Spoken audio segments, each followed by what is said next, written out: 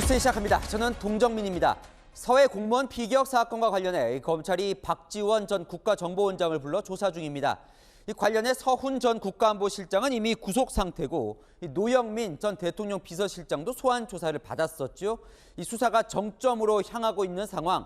이 검찰은 박지원 전 원장이 서훈 전 실장 주재의 회의 참석 후에 비서실장에게 첩보 삭제 지시를 내린 걸로 의심하고 있습니다. 박 전 원장은 삭제 지시를 받은 적도 없고 한 적도 없다고 부인했습니다. 박 전 원장이 수사를 받고 있는 그 현장에 취재기자 연결해 있습니다. 김민곤 기자, 조사가 꽤 걸리네요. 네, 오전 10시부터 시작된 박지원 전 국가정보원장에 대한 검찰 조사는 9시간 넘게 계속되고 있습니다. 박 전 원장은 오늘 검찰에 공개 출석하면서 첩보 삭제 혐의를 강하게 부인했습니다. 문재인 대통령이나 서훈 실장으로부터 어떠한 삭제 지시도 받지 않았고 무엇도 삭제하라는 지시를 하지 않았습니다. 박 전 원장은 고 이대준 씨가 북한군에 피격돼 사망한 다음 날 새벽 관계장관 회의에 참석한 뒤 국정원 첩보자료 삭제를 지시한 혐의를 받습니다. 서훈 전 국가안보실장 지시에 따라 노은채 당시 국정원장 비서실장을 통해 관련 자료 삭제를 지시했다는 건데요. 박 전 원장은 검찰에 이 사건 수사를 요청한 감사원도 비판했습니다. 저는 국정원을 개혁하러 갔지 삭제하러 가지 않았습니다. 과거 국정원의 병폐가 가장 피부로 느끼고 감사할 곳은 검찰입니다. 감사원입니다. 검찰은 박 전 원장을 조사해 서욱 전 국방부 장관 등과 함께 기소할 걸로 전망되는데요. 숨진 이대준 씨 유족 측은 직무유기 등의 혐의로 오늘 문재인 전 대통령을 추가 고발했습니다. 무엇을 어떻게 보고받고 어떤 지시를 하였으며 무엇 때문에 이런 작태를 만들었는지 대통령으로서 국민 앞에 설명이 먼저였어야 합니다. 검찰 수사가 유족들의 바람대로 문 전 대통령을 향하게 될지도 주목됩니다. 지금까지 서울중앙지검에서 전해드렸습니다. 서훈 전 국가안보실장은 서해 피격 당시에 북한 책임론이 불붙지 않도록 입단속을 시켰다는 의혹도 받고 있는데요. 당시 휘하 비서관들이 이 서 전 실장의 보안 지시 이후에 미쳤다, 덮을 일이냐며 반발했다는 진술을 이 검찰이 확보한 것으로 전해졌습니다. 서 전 실장은 당시 이 금강산 관광객 박광자 씨 사건과 비교한 보고서도 받았었다는데요. 이은우 기자가 이어갑니다. 서훈 전 청와대 국가안보실장이 비서관 회의를 연 건 피격 사건 다음 날인 2020년 9월 23일 오전 8시 반쯤. 당일 새벽 1차 관계장관회의와 오전 10시 2차 관계장관회의 사이에 열린 겁니다. 서 전 실장은 비서관 회의에서 사건 발표는 신중히 검토하겠다, 보안을 철저히 유지하라고 지시한 것으로 전해졌습니다. 검찰 수사팀은 이후 사무실로 돌아간 비서관들이 이게 덮을 사건이냐, 실장이고 뭐고 다 미쳤다고 반발했다는 진술을 확보했습니다.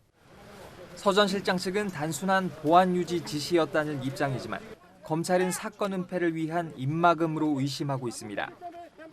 당시 국가안보실에는 국가정보원의 2008년 금강산 관광객 박광자 씨 피살 사건 보고도 이루어졌습니다. 당시 총격 사건 이후 남북 관계는 급속히 경색됐습니다. 서 전 실장은 그때처럼 남북 관계가 틀어질 것을 우려했고 이런 우려가 월북몰이의 배경 중 하나로 작용했다는 게 검찰의 시각입니다. 하지만 서 전 실장 측은 국정원 보고가 있긴 했지만 서해 피격 사건에 있어 판단 요소는 아니었다고 반박했습니다.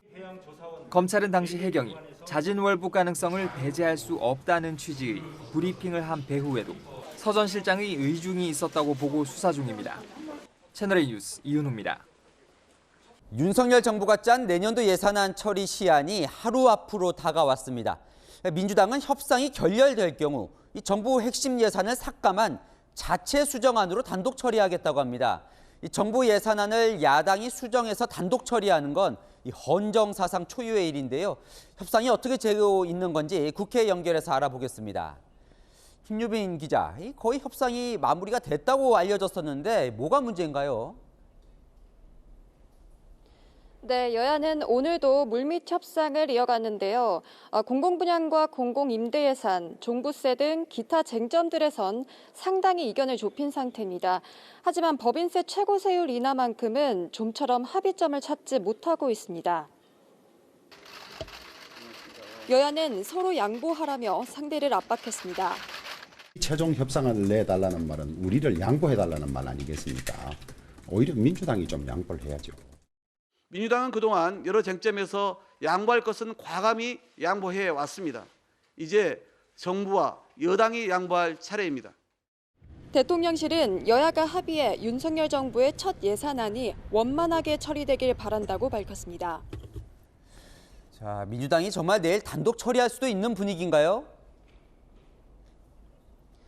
네, 민주당은 정부 여당이 오늘까지 협상안을 가져오지 않을 경우 내일 본회의에서 자체 수정안을 처리하겠다고 최후 통첩을 했습니다. 예산안이 야당 단독으로 처리되는 건 헌정사상 처음입니다. 민주당의 수정안은 정부 원안에서 4조 5천억 원 정도 감액된 수준인데요. 대통령실 이전 예산, 경찰국 등 신설부서 예산 등 윤석열 정부 핵심 사업 예산들이 대거 삭감됐습니다. 민주당은 예산 부수 법안을 통해 자체 감세안도 마련했는데요. 법인세 최고세율은 유지하되 중소중견기업 법인세를 인하하고 종합소득세 최저 구간을 확대하는 방안들이 포함됐습니다. 다만 여야 일부 의원들이 유럽으로 해외 출장을 떠나 표결에는 참석하지 못할 전망입니다. 지금까지 국회에서 채널A 뉴스 김유빈입니다. 야당이 정부 예산안을 단독으로 수정해서 처리하는 건 한 번도 경험해보지 못한 일입니다. 내일 그게 현실이 된다면 윤석열 정부는 그럼 야당 수정안을 그대로 받아들여야 하는 건지, 어떻게 되는 건지가 궁금해지는데요. 김호영 기자가 답을 준비했습니다. 더불어민주당이 제시한 수정 예산안은 정부가 국회에 보낸 예산안을 깎기만 한 겁니다. 여야는 정부 예산안을 놓고 감액과 증액을 거쳐 합의안을 만드는데 증액 과정에서 일명 쪽지 예산이라 불리는 지역사업 예산을 반영합니다. 증액은 정부 동의가 필요한 만큼 민주당 단독 수정안에는 여야 의원들이 원하는 지역 예산이 빠진 상태입니다. 시도, 시군의 주요 사업들이 주로 국회에 와서 반영이 됩니다. 그런 것들이 다 무산되죠. 민주당이 아마 저 안을 통과시키고 나면 그 민주당이 후폭풍이나 후유증을 감당 못할 겁니다. 그 지역이 소멸해 가는 것을 막기 위해서 정말 절박한 예산들이 있습니다. 어떤 정부에서도 어떤 정당도 어떤 누구도 감히 상상조차 하지 못했던 일이죠.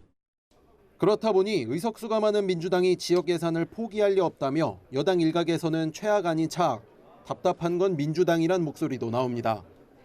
다만 청년 원가 주택 등 윤석열 정부의 핵심 사업 예산도 깎여 정책 추진에 어려움이 생길 수 있는 만큼 내년 초 추가 경정 예산안 처리가 불가피하다는 관측도 있습니다. 민주당은 단독 예산안과 함께 세법 등 예산 부수 법안도 밀어붙일 계획입니다. 다만 예산안과 달리 세법은 대통령이 거부권을 행사할 수 있습니다. 감세안에 대해서 대통령이 거부권을 행사할 수 있을까요? 예산을 단독 처리하는 초유의 사태에 여야 모두 정치적 부담이 큰 만큼 극적 타결 가능성은 남아 있습니다. 채널A 뉴스 김호영입니다. 이런 경우도 흔치가 않죠. 김경수 전 경남지사가 나는 가석방을 원하지 않는다는 자필 편지를 공개했습니다. 신년에 사면 결정이 나오더라도 안 나갈 수 있는지 법리 검토를 하고 있다, 이런 말도 들리는데요. 여권에서는 김 전 지사가 양심수 코스프레를 한다면서 이 사면 재검토론까지 거론되고 있습니다. 윤수민 기자입니다. 드루킹 댓글 조작 사건으로 복역 중인 김경수 전 경남지사가 아내를 통해 SNS에 자필 편지를 공개했습니다. 편지에는 가석방은 뉘우치는 사람이 대상인데 처음부터 무죄를 주장해온 나로서는 받아들일 수 없다. 가석방을 원하지 않는다는 내용이 담겼습니다. 본인이 연말 사면 대상으로 거론되는 것과 관련해서도 이명박 전 대통령 사면에 들러리가 되는 끼워넣기 사면을 거부한다고 밝혔습니다. 나가지 않을 수 있는 방법도 있는 거냐, 이런 이 법리도 한번 찾아봐달라고 부탁했을 정도로 의지가 분명한 걸로 보여지는데요. 네. 민주당 강경파 의원들은 스스로 희생과 고통을 감내했다. 저급한 장난질에 놀아나지 않겠다는 결기라며 김 전 지사를 치켜 세웠습니다. 여권은 김 전 지사가 죄를 짓고도 큰 소리를 친다고 비판했습니다. 김 전 지사의 행태를 보면 독립운동하다 투옥된 독립투사라도 되는 줄 착각하겠습니다. 대통령실 핵심 관계자는 양심수 코스프레, 정권에 탄압받은 사람 코스프레를 한다며 본인의 다음 정치를 생각한 것이라고 지적했습니다. 복권은 절대 안 된다며 사면까지 재검토해야 한다는 얘기까지 여권에서 나오고 있습니다. 대통령실은 사면은 헌법 정신과 법치주의에 입각해서 국민 여론과 상식에 부합해서 이뤄질 것이라고 밝혔습니다. 채널A 뉴스 윤수민입니다.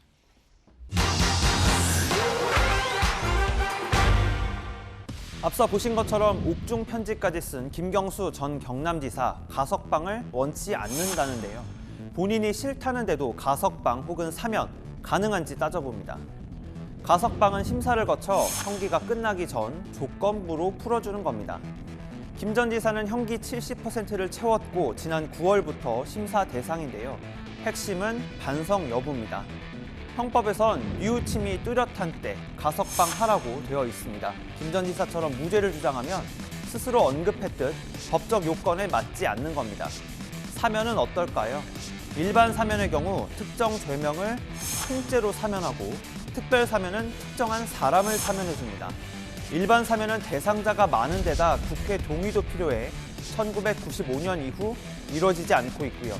지금은 광복절 같은 공휴일이나 연말 연시에 맞춰 특별 사면만 실시됩니다. 특별 사면은 심사위원회가 열리기는 하지만 그 심사 결과가 권고에 그치고요.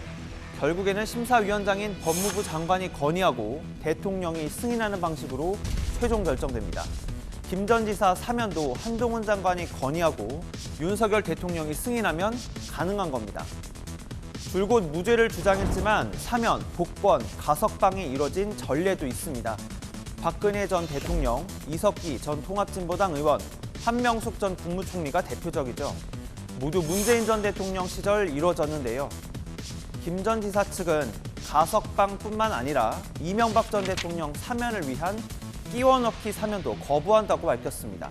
분명한 건 가석방과 사면은 모범수의 사회 복귀를 돕는 제도로 수용자에겐 선택권이 없다는 겁니다.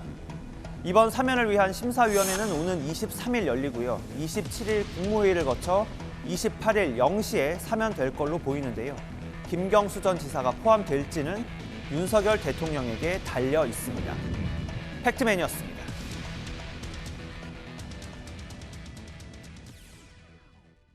민주당은 계파 가리지 않고 전방위적으로 검찰 수사를 받고 있는데요. 친명, 비명, 친문, 제각각 사법 리스크에 대응한 여론전에 나섰는데 그 방점은 조금씩 달랐습니다. 유지훈 기자입니다. 검찰 수사가 이재명 민주당 대표 턱 밑까지 조여오자 친 이재명계 의원들은 이 대표와 대장동 의혹의 관련성을 부인하는 데 집중했습니다. 최근 유동규와 남욱이 언론 인터뷰를 통해 마치 부정한 자금이 이재명 대표에게 흘러간 것처럼 열심히 바람잡이 노릇을 하며 검찰의 대변인 노릇을 하고 있습니다. 이 대표는 검찰 수사에는 말을 아낀 채 윤석열 정부의 전 정권 지우기를 비판했습니다.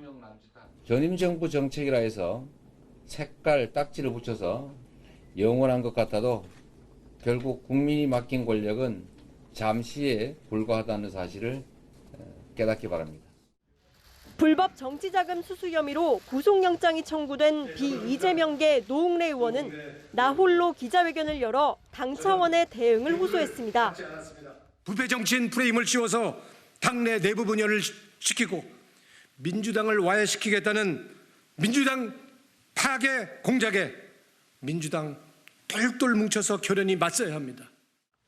서해 공무원 피격 사건으로 박지원 전 국가정보원장 등 문재인 정부 인사들이 줄소환되자 친문재인계는 문 전 대통령을 겨냥한 정치 보복이라고 맞섰습니다.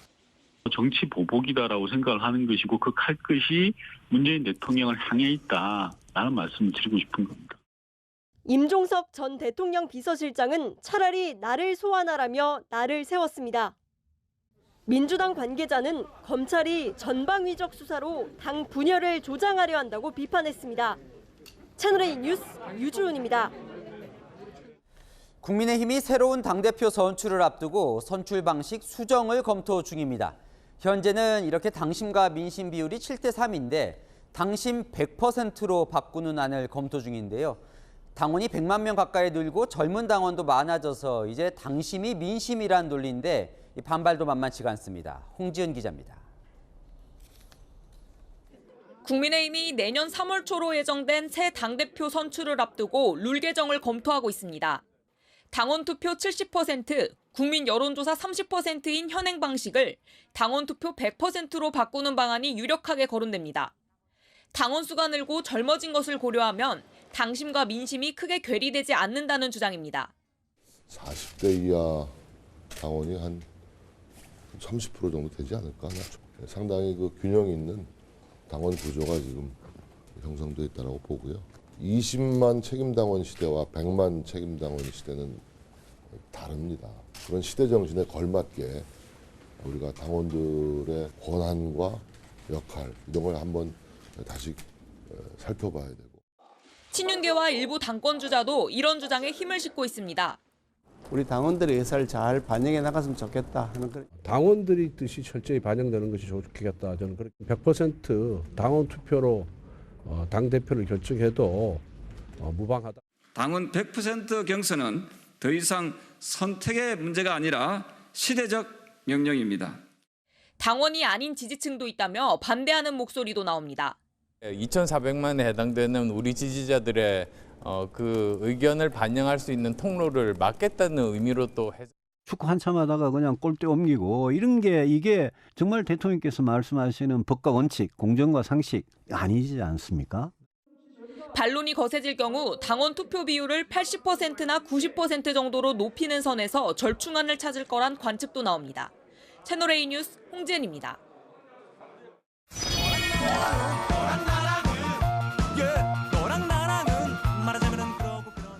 여랑야랑 정치부 김민지 기자와 함께합니다. 첫 번째 주제 보겠습니다. 이재명 민주당 대표와 이상민 장관은 공통점이 없어 보이는데요. 뭘까요? 동시에 사퇴해야 한다 이런 주장이 나왔습니다. 조정훈 시대전환 의원이요. 이태원 참사 국정조사를 둘러싸고 막혀있는 이 여야 정쟁의 해법을 이렇게 제시했습니다. 이재명 당대표도 사퇴하고 이상민 장관도 동시에 사퇴했으면 좋겠다는 생각. 이태원 참사라는 그런 아픈 사건에 대해서 아무것도 못하고 있지 않습니까? 저는 지난 대선이 대장동 게이트였다고 생각합니다. 아무것도 못하고 있다. 이 걸림돌 2개 제거하자. 민주당이 원하는 대장동 특검에 캐스팅 보터인 자신이 찬성을 할 테니 이재명 대표도 잠시 물러나라는 주장입니다. 뭐 두 사람이 물러나겠습니까마는 어쨌든 여야는 서로를 향해서 그 사람들 지키려고 안 해주는 거 아니야 이렇게 싸워왔죠. 맞습니다. 서로를 향해서 이재명 지키기냐 이상민 지키기냐 이렇게 공세를 펼쳐왔었죠. 민주당은 국민이 준 입법권으로 이재명에 의한 이재명을 위한 이재명의 국회를 만들고 있습니다. 이상민 지키기 방탄 국회를 하고 있는 국민의힘을 규탄합니다. 지금으로선 두 사람 모두 사퇴할 뜻이 없어 보이지만 압박은 받는 것 같아요, 점점. 네, 김두관 민주당 의원은요. 2003년 행정자치부 장관 시절 해임 건의안이 통과되자 본인이 자진 사퇴했던 경험을 말하면서 이상민 장관의 사퇴를 주장했습니다. 수용하지 않으면 계속 야당과 대통령 국정 갈등이 고조되면서 전국을 국정 운영하기 어렵습니다. 그래서 제가 강국 요청을 했고 대통령의 사표를 수리했습니다. 이원욱 민주당 의원은 경선 때 가장 측근에 있던 의원들도 일부 이재명 대표와 거리 두기를 하는 것으로 확인된다고 주장하면서 이재명 대표를 압박하고 있습니다. 네, 다음 주제 넘어가겠습니다. 문제라더니 윤상현 의원이네요. 반려견 달력도 보이고요. 네, 윤 의원이 오늘 새벽 SNS에 문 전 대통령과 딸 다혜 씨를 비판하는 글을 올렸습니다. 돈벌이가 안 되자 개를 파양한 아버지, 죽은 개를 이용해서 돈벌이를 하는 딸이라면서 끔찍한 도구 포르노라는 표현을 썼습니다. 문제의 단어가 또 등장했군요. 그 민주당 장경태 의원이 썼던 그 단어요. 맞습니다. 당시 민주당은 이게 학술적 용어라면서 문제가 없다고 했지만 국민의힘은 악의적이라면서 발끈했었죠. 결국 사전에 있는 말이다 이 말이거든요. 근데 다 아시다시피 이재명 대표께서 형수 욕을 하는데 그 욕도 다 사전에 나와 있습니다. 상식 이하의 여성 비하 발언, 저질스러운 성적 비하 발언은 김건희 여사에 대한 인격 살인일 뿐 아니라 굉장히 의도적으로 계획되고 그런 단어를 선택해서 결과적으로 유사 성희롱을 했다고 생각해요. 글쎄요. 저렇게 비판했으면 저 단어를 이제 쓰지 말아야 하는 거 아닌가요? 맞습니다. 당시 윤상현 의원 본인도요. 이 포르노라는 단어 사용에 발끈했었습니다. 포르노다. 아니, 저는 빙고 포르노가 무슨 말인지 모르겠어요. 예전에 우리가 잘 아는 김혜자 선생님도 그런 활동 많이 하시지 않았습니까? 오드리 헵번도. 그게 전부 빙고 포르노입니까? 저렇게 그 단어가 문제라더니 똑같은 단어로 상대방 공격에 활용한 셈이죠. 장의원의 빈곤 포르노 발언을 옹호했던 민주당에서도 이 발언 수준이 도를 넘었다면서 이성을 되찾으라는 비판이 나왔습니다. 남이 쓰면 발끈하면서 내가 쓰면 괜찮다는 건지 여야 모두 이중적인 태도라는 지적입니다. 네, 지금까지 열한야랑이었습니다. 오늘 아침 갑작스러운 강추위에 많이 놀라셨죠? 출근길 서울 체감온도가 영하 20도 아래로 떨어지며 이번 겨울 가장 추웠습니다. 살을 내는 강추위는 다음 주까지 이어질 전망입니다. 김민환 기자입니다. 두꺼운 롱패딩을 입고 모자를 눌러쓴 시민들. 살을 내는 칼바람에 퇴근길 시민들은 몸을 잔뜩 움츠립니다. 전국 곳곳에 한파주의보가 내려진 가운데 강추위는 아침부터 하루 종일 이어졌습니다. 오늘 아침 서울의 최저기온은 영하 11도, 체감온도는 서울 중구를 기준으로 영하 21.7도까지 떨어지며 동장군의 위세를 실감하게 했습니다. 내복을 많이 껴입고 옷을 많이 껴입었고 그리고 롱패딩을 입었고 모자도 이렇게 둘러쓰고 방금도 걸어오다가 미끄러질 뻔했는데 여기 곳곳에 얼어있는 데가 좀 많아가지고 그게 좀 걱정돼요. 전국적으로도 아침 최저기온이 대관령 영하 16.8도, 동두천 영하 12.7도까지 떨어지는 등 한파가 기승을 부리고 있습니다. 집안도 동파될까봐 물도 살짝 틀어놓고 출근했습니다. 부모님이 추우실까봐 걱정도 많이 하고 추우니까 전화도 한 통화씩 계속 하고 있습니다. 제가 나와 있는 곳은 서울 청계광장인데요. 난간에 물적신 수건을 걸어 놓았더니 10분 만에 이렇게 고드름이 생기고 꽝꽝 얼었습니다. 기상청은 이번 추위가 쉽게 물러가지 않을 것으로 전망했습니다. 우랄 산맥과 오호츠크해에 형성된 강력한 두 고기압이 공기의 흐름을 막으면서 북극의 찬 공기가 한반도로 내려와 머물고 있기 때문입니다. 기상청은 다음 주 월요일까지는 최저기온이 영하 15도까지 내려가는 강추위가 이어진다고 예보했습니다. 채널A 뉴스 김민환입니다. 내륙 곳곳엔 한파와 함께 폭설이 내렸습니다. 곳곳에서 교통사고가 발생했고 수도 간 동파 사고도 이어졌습니다. 배유미 기자입니다. 거센 눈보라에 하늘이 뿌옇게 흐려집니다. 미쳤어! 밤사이 내린 눈에 세상은 온통 하얗게 변했습니다. 빗자루로 쓸고 삽으로 퍼내보지만 끝이 보이지 않습니다. 다른 길은 괜찮은데 여기는 노인회관이란 말이야. 네. 경로당이에요.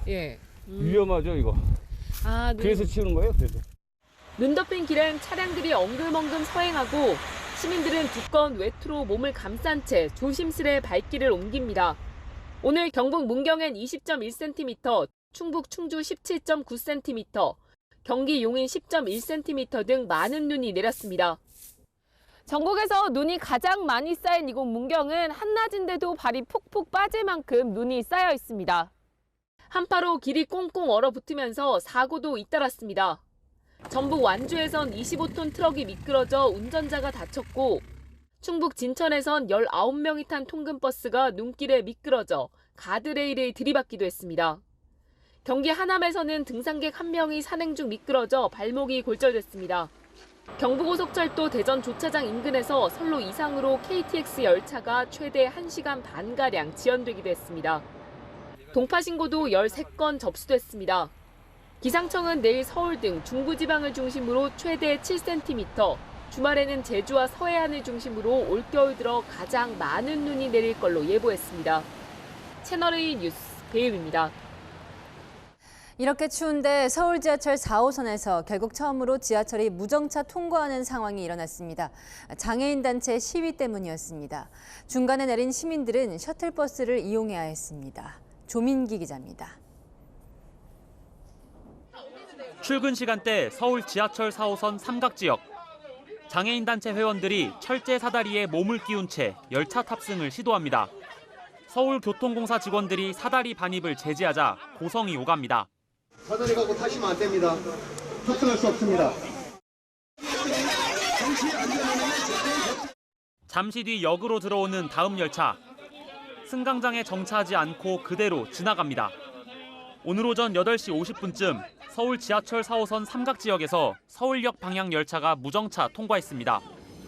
서울시가 무정차 통과 방침을 밝힌 이후 실제 이뤄진 건 오늘이 처음입니다. 서울교통공사는 열차 지연으로 승강장에 승객이 몰려 위험해질 수 있는 상황이었다며 시민 안전을 위한 판단이었다고 설명했습니다. 대신 숙대입구역과 신용산역에서 삼각지역으로 각각 향하는 무료 셔틀버스 2대를 한 차례 운행했습니다. 불편하죠. 한겨울이니까 너무 춥고요. 셔틀을 갈아타고 또 내려오고 이렇게 한참을 그러면은 버스 타는 거랑 별 차이가 없어요. 공지를 이제 자기가 내리기 전 몇 분 전에도 이제 알게 된다면은 아침 출근길 1분 1초가 급한데 이제 하루의 시작 동선이 막 꼬여서. 장애인 관련 정부의 예산안은 2조 3천억 원, 국회에서 6천억 원이 더해져 2조 9천억 원으로 증액됐지만 여야 갈등으로 논의가 중단돼 있습니다. 장애인 단체는 2조 9천억 원이 내일 국회 본회의에서 통과되지 않으면 다음 달 2일 열차에 타고 내리기를 반복하는 탑승 시위를 벌이겠다고 예고했습니다. 채널A 뉴스 조민기입니다. 오늘 새벽 강원도 삼척에서는 산불이 나 주민들이 대피했습니다. 건조한 날씨에 강한 바람까지 불며 산불 위험이 커지고 있습니다. 강경모 기자입니다.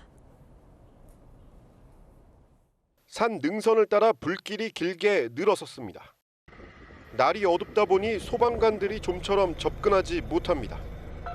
삼척시 근덕면의 한 야산에서 불이 난 건 새벽 4시 50분쯤. 불은 초속 5m의 강한 바람을 타고 반경 1km까지 번졌습니다.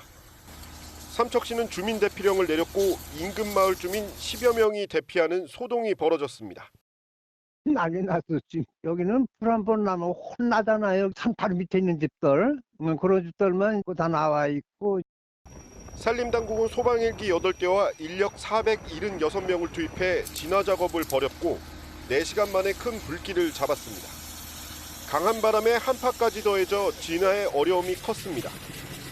현장에 물이 많이 내려와서 많이 얼어 있습니다. 안전하게 활동하시기 바랍니다. 인명피해는 없었지만 산림 3헥타르가 잿더미가 됐습니다. 강원 영동 지역에 내려졌던 강풍주의보는 해제됐지만 건조특보는 보름째 이어지고 있습니다. 건조한 날씨 탓에 낙엽들은 바짝 말라 있는데요. 손만 대도 이렇게 쉽게 부서집니다. 건조한 날씨에 강한 바람까지 더해지면서 조그만 불씨도 큰 불로 이어질 위험이 큽니다. 최근 석 달간 전국에 96건의 산불이 나 20헥타르 임야가 잿더미로 변했습니다. 지난해보다 3배 넘게 늘어난 수치입니다. 산림청은 강원 경북 동해안 지역에 산불 위기경보 주의 단계를 발령했습니다. 채널A 뉴스 강경모입니다. 전자발찌를 착용한 남성이 지인 여성을 살해하고 달아났다가 경찰에 붙잡혔습니다. 여성 2명을 성폭행한 전력으로 보호관찰을 받고 있던 사람이었습니다. 김지윤 기자가 취재했습니다. 오피스텔 현관문에 경찰 통제선이 쳐졌고 과학수사대가 분주히 움직이며 내부를 조사합니다. 이 오피스텔에서 40대 여성이 숨진 채 발견된 건 어제 오후 4시쯤. 40대 박모 씨가 평소 알고 지내던 여성을 살해한 뒤 달아난 겁니다. 여자 남자 박 씨는 어머니에게 전화로 범행 사실을 털어놨고 어머니가 평소 박 씨가 치료받던 알코올 중독센터에 신고 요청을 해 경찰이 출동했습니다. 범행 현장에는 소주 6병과 맥주 7캔이 발견됐고 피해자의 몸 곳곳에 멍자국이 남아있던 걸로 전해졌습니다. 박 씨는 지난 2013년 50대 여성 2명을 성폭행해 전자발찌를 찬 보호관찰 대상이었습니다. 하지만 도주 중 전자발찌도 훼손했습니다. 박 씨는 범행 직후 지하철을 타고 달아났는데요. 휴대전화 위치 추적으로 뒤를 쫓은 경찰이 열차 안에 타고 있던 박 씨를 붙잡았습니다. 박 씨는 전날 밤 여성과 함께 술을 마시다 말다툼이 벌어져 주먹으로 때렸다며 아침에 일어나 보니 피해자가 숨져 있었다고 진술했습니다. 경찰은 박 씨를 살인 혐의로 입건하고 구속영장을 신청했습니다. 채널A 뉴스 김지윤입니다. 가족과 떨어져 혼자 살다가 숨진 사람이 뒤늦게 발견되는 고독사. 지난해에만 3,300여 건이 발생했습니다. 그런데 50, 60대 남성이 특히 많았습니다. 전체의 절반을 넘는데요. 이유가 무엇인지 백승우 기자가 분석했습니다. 마스크와 두건에 쓴 유품 정리사가 아파트 안으로 들어갑니다. 가족도 지인도 없이 홀로 지내다 숨진 고인의 유품을 정리하는 겁니다. 코로나 이후로 자살률이 더 높아지고 그리고 빈곤층에 대한 고독사가 훨씬 많아졌어요. 굶어서 돌아가셨다 그러면 누가 믿겠어요? 근데 그런 분들이 종종 나오고 있어요. 지난해 가족과 단절된 채 살다 홀로 숨진 고독사 사망자는 3,378명, 4년 전보다 40%나 급증했습니다. 하루에 10명꼴로 가족도 없이 쓸쓸한 죽음을 맞고 오랜 뒤에야 발견된다는 겁니다. 지난해 1인 가구가 전체 가구의 3분의 1을 차지하는 등 가족 구조 변화가 고독사 증가에 영향을 끼친 것으로 분석됩니다. 성별로는 남성 고독사 사망자가 여성의 5.3배나 됐습니다. 특히 50대 남성과 60대 남성이 전체 고독사의 절반을 넘었습니다. 사인 중에는 암하고 그다음에 알코올 중독, 간경변 이런 것들이 남성에서 특히 많이 나타납니다. 이런 것들이 같이 나타나고 생활관리가 잘 안 되고 5, 60대 남성의 경우 건강관리와 가사노동에 익숙치 않은 데다 실직과 이혼 등의 삶의 불안이 늘기 때문입니다. 정말 희망이 없어 보인다? 그런 느낌을 많이 받아요. 죽음으로 내몰릴 수밖에 없는 그런 상황이 된 것 같아서 많이 안타깝죠. 복지부 관계자는 5, 60대 고독사 사망자의 건강보험 데이터 분석을 통해 맞춤형 사회안전망을 구축하겠다고 밝혔습니다. 채널A 뉴스 백수호입니다. 이태원 참사 희생자들의 49제가 이틀 앞으로 다가왔습니다. 유족들은 진정한 추모를 시작하고 싶다며 분향소를 마련했습니다. 현장에 취재 기자가 나가 있습니다. 자, 이솔 기자, 가족들이 동의한 분향소는 어떤 모습입니까?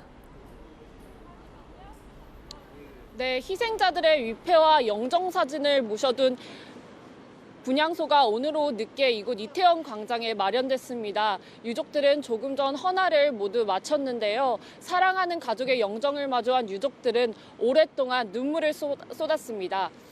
시민 분향소는 정부나 서울시 용산구청이 아닌 이태원 참사 유가족협의회 주도로 설치됐는데요. 참사 희생자 158명 가운데 유가족 동의를 받은 희생자 70여 명의 영정이 놓였습니다. 앞서 참사 발생 직후에는 정부와 지자체가 서울 광장 등에서 합동 분향소를 운영했는데요. 당시 분향소에는 희생자의 영정과 위패가 없었습니다. 유가족들은 이제부터라도 영정을 놓고 진짜 추모와 애도를 시작하려 한다며 분향소 설치 이유를 밝혔습니다. 분향소가 설치된 직후부터 일반 시민 분향도 시작됐는데요. 한파 속에서도 희생자들을 추모하는 시민들의 발길이 하나 둘 이어지고 있습니다. 안타까운 소식도 있었습니다. 이태원 참사 당시 친구 2명을 떠나보낸 10대 생존자 A군이 숨진 채 발견됐는데요. 부모의 실종 신고를 받고 수색에 나선 경찰이 서울 마포구의 숙박업소에서 발견했습니다. A군은 참사 이후 서울시 교육청의 지원으로 심리 치료를 받아왔는데 경찰은 극단적 선택을 한 것으로 보고 있습니다. 지금까지 이태원 참사 시민 분향소에서 채널A 뉴스 이솔입니다. 다음 소식입니다. 더 싸고 좋은 물건 비교해서 사려고 포털 사이트 검색 많이 하시죠? 그런데 네이버가 자사 쇼핑몰 입점 상품이 더 많이 노출되도록 이 검색 알고리즘을 조작했다면서 이 공정위원회가 200억 원대 과징금을 부과했었습니다. 네이버가 불복해서 소송을 냈지만 오늘 법원은 공정위원회에 손을 들어줬습니다. 손인혜 기자입니다. 공정거래위원회가 네이버에 과징금 266억 원을 부과한 건 지난해 1월. 네이버가 앞서 8년간 자사 쇼핑몰 플랫폼인 스마트스토어 입점업체에 유리하게끔 검색 알고리즘을 조정해 공정거래법을 어겼다는 이유였습니다. 11번가나 지마켓 같은 경쟁 오픈마켓이 검색 결과에 노출되는 걸 줄이려고 자사 입점 상품의 노출 순위 가중치를 높게 부여하거나 검색 결과 노출 비율을 높였다는 겁니다.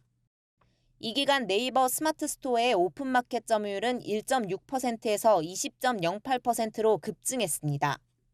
검색의 힘을 가지고 있는 사업자가 그 밑에 다른 서비스도 동시에 하는 겁니다. 심판이면서 플레이어도 같이 한다. 자기 편 선수한테는 점수도 더 주고. 네이버는 검색 알고리즘 조정은 소비자 효용 증진 목적이었다며 과징금 취소 청구 소송을 냈지만 법원은 공정위 손을 들어줬습니다. 네이버의 검색 알고리즘 조정은 거래 조건의 현저한 차별이고 고객이 자신과 거래하도록 부당하게 유인했다며 불공정 거래 행위로 판단했습니다. 네이버는 이런 검색 알고리즘을 2020년 8월 제거했습니다. 네이버 측은 판결문을 검토한 뒤 상고 여부 등을 결정하겠다고 밝혔습니다. 네이버는 자사 동영상 서비스 네이버 TV에 유리하게끔 검색 알고리즘을 조정해 과징금 2억 원을 부과받은 건으로도 소송을 제기했고 내년 1월 재판 결과가 나옵니다. 채널A 뉴스 손인혜입니다. 영세 사업자들이 보름 후를 걱정하면서 요즘 밤잠을 설치고 있습니다.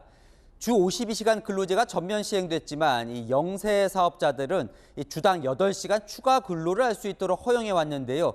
그 기간이 올해 말로 끝나게 됩니다. 새로 직원 뽑을 여력은 없고 나홀로 잔업해도 불가능하다면서 걱정하는 사장님들, 안보겸 기자가 만나봤습니다. 15년째 영유아 용품 업체를 운영 중인 최영 대표. 직원 14명만 있는 사업장이라 바쁠 땐 주 52시간에서 추가로 8시간까지 일할 수 있습니다. 주문량이 밀려드는 여름 성수기가 되면 주 60시간 근무도 다반사. 이렇게 해도 납기를 못 맞추면 혼자 일하기도 합니다. 직원들랑 함께 하면은 아무래도 뭐 한두 시간 안에 끝낼 수 있는 일인데 그 정해진 시간 안에 납품을 해야 되니까 집에 싸들고 가서 몇 시간씩 포장하고 8시간 추가 연장 근로제 기한이 올해 끝나면서 관련 기업들의 우려가 커지고 있습니다. 30인 미만 기업 중 91%가 주 8시간 추가 연장 근로제에 의존하는 상황. 추가 연장 근로제가 사라지면 대책이 전혀 없다고 답한 업체가 75.5%에 달합니다. 회사 존립의 문제가 돼요. 그러면 금요일날 오전 되면 끝나야 되는 거예요. 그럼 20% 생산 손실이 생겨버리는데 어느 누구도 바라지 않는다는 거죠. 8시간 추가 연장 근로제를 연장하려면 근로기준법을 개정해야 하는데 현재 야당 반대로 국회 문턱을 넘지 못하고 있습니다. 정부는 한 주 근로시간을 최대 69시간까지 늘리는 개편안을 추진 중이지만 입법과 시행에 시간이 걸리는 게 문제입니다. 현 경제 상황이 호전되고 노동규제 개편 작업이 완료되어서 근로시간의 유연성이 확보될 때까지만이라도 일모를 연장할 필요가 있습니다. 중소기업계는 여야가 이달 내로 법 개정을 통해 숨통을 틔워주기를 기대하고 있습니다. 채널A 뉴스 안보겸입니다. 한강 투신자 수색 중 숨진 고 유재국 경위, K9 자주포 폭발 사고로 숨진 고 이태균 상사, 국민 생명과 안전에 목숨을 바친 영웅들인데요. 정작 영웅의 어린 자녀들은 무관심 속에 방치돼 온 게 현실입니다. 이 영웅 등의 자녀를 우리 손으로 돕자는 민관 합동 지원 움직임이 시작됐습니다. 곽정아 기자입니다. 지난 2020년 한강에 투신한 시민을 한 번만 더 찾아보겠다며 강으로 뛰어들었다. 교각 틈에 끼어 목숨을 잃은 고 유재국 경위. 충격이 컸던 부인 이꽃님 씨는 아이를 조산했습니다. 이른둥이로 태어나서 내 손상이 많이 됐거든. 내병면 장애인인데 사지마비. 근데 다행히 인지는 좋아요. 그래서 아내에겐 자랑스러운 남편이지만 아기가 영웅인 아버지를 원망할까 그게 가장 두렵습니다. 아빠가 있었다면 우리 애기한테 엄마한테 했듯이 정말 잘 키워줬을 텐데 아빠 사랑 못 받고 자력이 2017년 8월 육군 5포병여단 훈련 도중 K9 자주포 폭발로 순직한 고 이태균 상사. 아내는 7살 아이가 아빠 없는 아이라고 놀림받을 때 가장 마음이 아픕니다. 너는 아빠 없잖아 뭐 이런 식으로 놀린다. 다만 우리 옆에 없을 뿐이지 항상 마음속에는 있으니까. 국가보훈처에 따르면 이렇게 제복을 입고 헌신하다 숨진 영웅들이 남긴 미성년자 가족은 189명입니다. 숨진 영웅의 빈자리가 컸을 이들을 위해 민관 합동으로 심리치료와 함께 장학금을 지원하는 히어로즈 패밀리 프로그램이 보훈처 주관으로 추진됩니다. 가족들도 사회의 따뜻한 온기를 받고 자란 아이들이 아빠를 영웅으로 기억하길 바랍니다. 진짜 밝은 사람이었다. 그러니까 너도 기죽을 필요 없이 항상 밝게 그렇게 자랐으면 좋겠다라고 말해주고 싶어요. 채널A 뉴스 곽정아입니다. 이란 정부가 최소한의 인권도 무시한 채 끔찍한 만행을 저지르고 있습니다. 히잡 시위 참가자를 공개 처형한 뒤에 그 시신을 도심 한복판 건설 크레인에 매달았습니다. 축구 스타도 공개 처형될 거라는 소식이 전해지는데요. 국제사회가 분노하고 있습니다. 이다혜 기자입니다. 히잡 시위 도중 군 장교가 숨진 사건과 연루된 혐의로 체포된 이란 프로축구 선수 아자단입니다. 반정부 성향의 현지 매체는 아자다니가 시위에서 구호 몇 마디를 외친 게 전부였다고 동료의 증언을 전했지만 사형 선고를 받았습니다.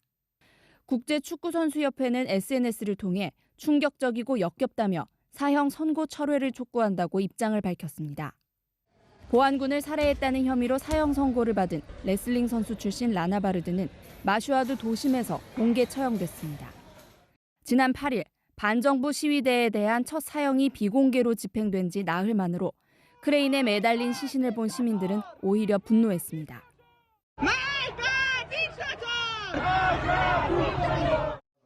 앞서 라나 바르드는 법정에서 시위대를 무력 진압한 정부를 향해 소신 발언을 쏟아냈습니다.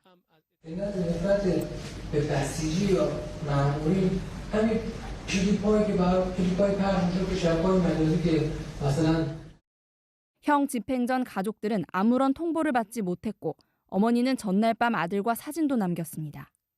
앞서 체포 직후에는 피로 물든 붕대를 두른 채 안대를 쓴 모습이 공개돼 당국의 가혹 행위가 의심됐습니다.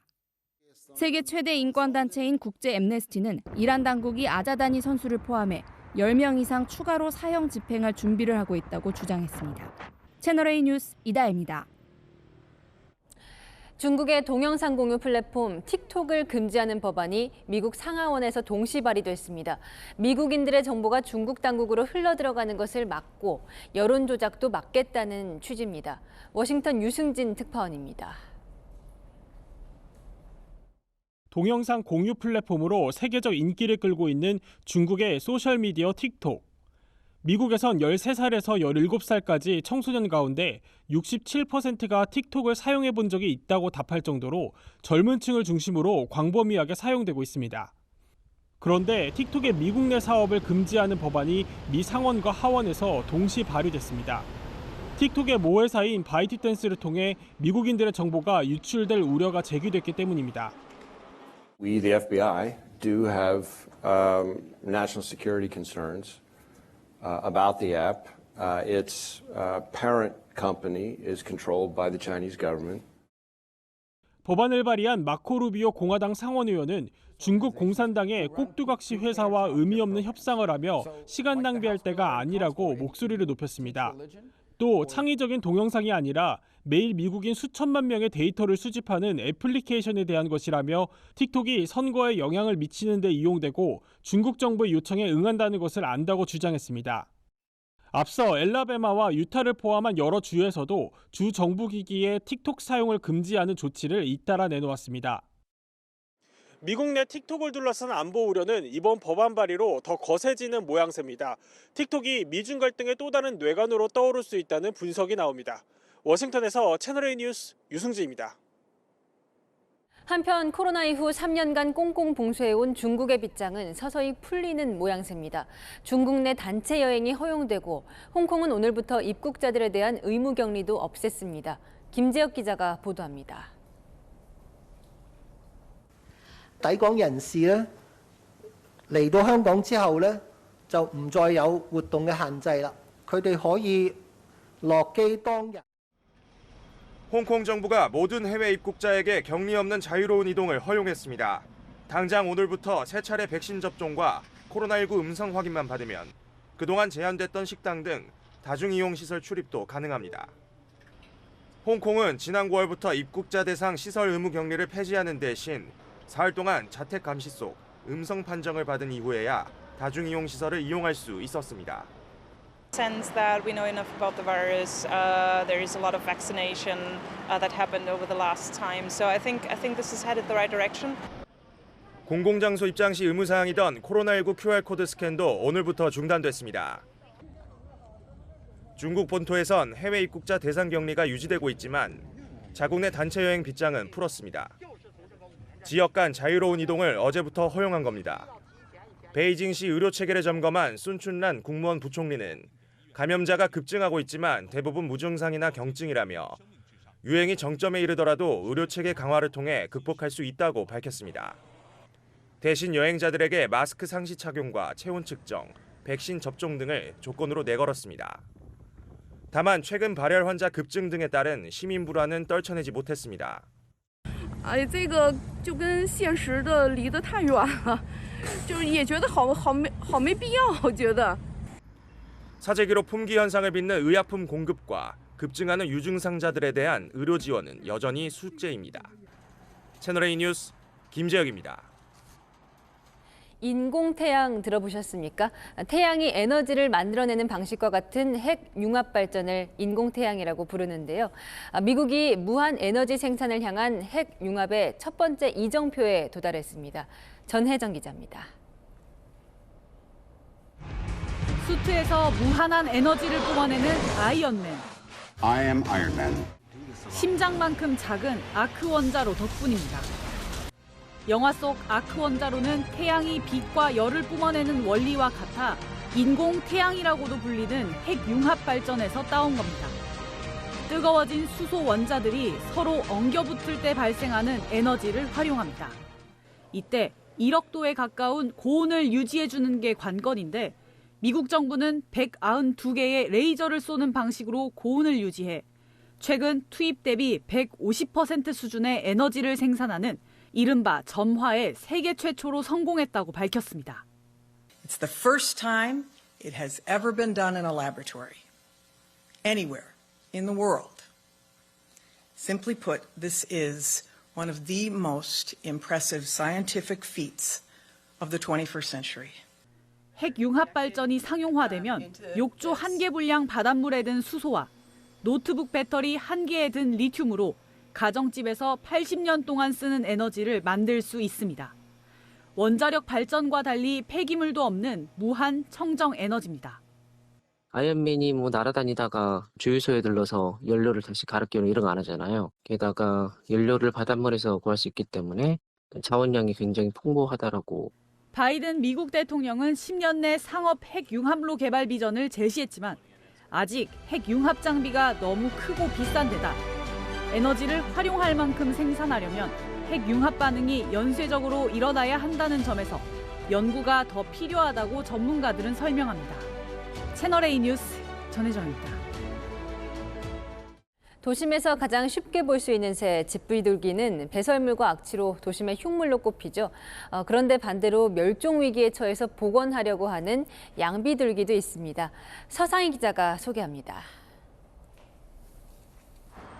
도심 곳곳 떼지어 앉아있는 집비둘기들.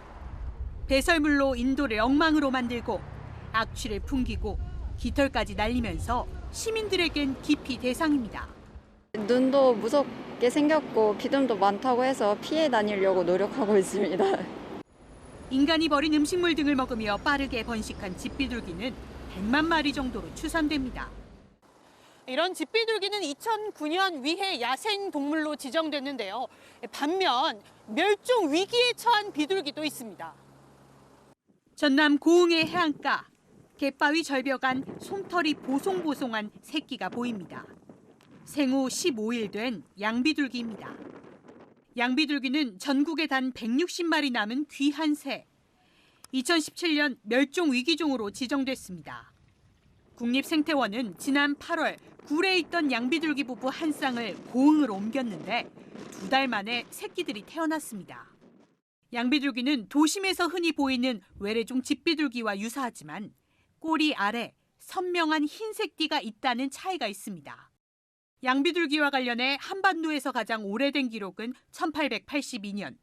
이후 낭비둘기, 굴비둘기 등 다양한 이름으로 불리는 토종 비둘기였지만 88 올림픽 등 대규모 행사 때마다 외래종 비둘기를 방사하며 경쟁에서 밀려났습니다.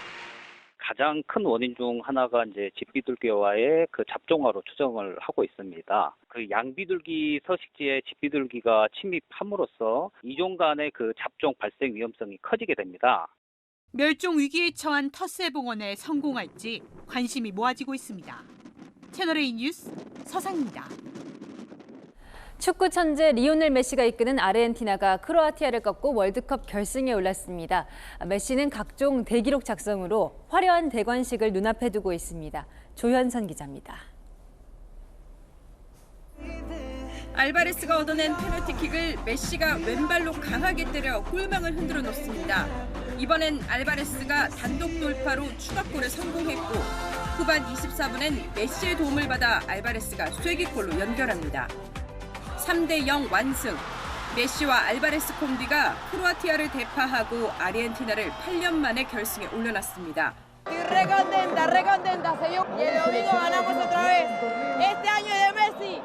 찰떡 케미를 보여준 알바레스와의 인연이 주목받고 있습니다. 알바레스는 2016년만 해도 나의 아이돌 메시의 생일이라며 함께 찍은 사진을 자신의 SNS에 올린 열혈 팬이었습니다. 그 팬이 크로아티아전에서는 골의 기쁨을 함께 나눈 동료로 역사의 한 장면이 됐습니다. 메시는 결승전에서 각종 신기록을 예고하고 있습니다. 2006 독일 월드컵부터 출전해 25경기를 뛴 메시는 결승전에서 신기록을 작성하게 됩니다. 공격 포인트 역시 공동 1위라 골이든 도움이든 단 하나만 추가해도 신기록이 됩니다. 이번 카타르 대회에서도 득점과 도움 모두 공동 선두인 상황. 생애 우승을 차지하면 MVP와 득점, 도움 1위를 한꺼번에 달성한 최초의 선수가 됩니다. 매 경기를 결승이라 생각하고 뛰었다는 메시. 자신의 마지막 월드컵에서 화려한 대관식을 치를 수 있을지 주목됩니다. 결승전은 오는 19일 자정에 열립니다. 채널A 뉴스 조현선입니다. 올겨울 들어 가장 추운 하루였습니다. 내일 아침도 중부와 경북을 중심으로는 한파특보가 내려진 가운데 서울은 영하 6도, 대관령은 영하 13도로 영하권 추위를 보일 텐데요. 한낮에는 서울 2도, 광주는 7도가 예상됩니다. 찬바람의 체감온도는 이보다 2, 3도가량 낮겠습니다. 다가오는 휴일에는 서울이 영하 12도까지 떨어지며 이번 한파는 절정에 달할 텐데요. 동파 사고에 철저히 대비해 주셔야겠습니다. 오늘 밤까지 충남 서해안에는 1cm, 내일 새벽까지 호남 서해안에는 3cm의 눈이 더 내리겠고요. 내일 새벽부터 수도권에는 눈이 날리기 시작해서 서울을 포함한 중부지방에는 3에서 8cm, 그 밖에 중부지방에는 10cm 이상의 대설특보가 내려졌습니다. 교통안전에 각별히 주의하셔야겠습니다. 이번 주말 서해안에는 또 한 번 폭설이 예상되고요. 다음 주 초반까지 강추위는 계속되겠습니다. 날씨였습니다. 우리 전통 장례식은요, 가족, 이웃 모두 다 함께였죠. 풍악과 노래도 불렀습니다. 마지막 가는 길 덜 쓸쓸하게 함께 위로해주는 풍습이죠. 오늘 첫 고독사 실태조사가 나왔는데요. 대한민국 지난해 매일 10명씩 가족, 지인 없이 나홀로 외롭게 죽음을 맞았습니다. 전 세계 추세긴 하지만 1인 가구 늘고 고령화 빨라져서 우린 유독 이 고독사 증가 속도가 빠릅니다. 이제 실태조사로 첫 발 뗐으니까요. 우리 전통 생각하면 사회가 함께 이 숙제 고민해야겠죠. 마침표 찍겠습니다. 혼자가 아닌 생애 마지막. 뉴스에 마칩니다. 감사합니다.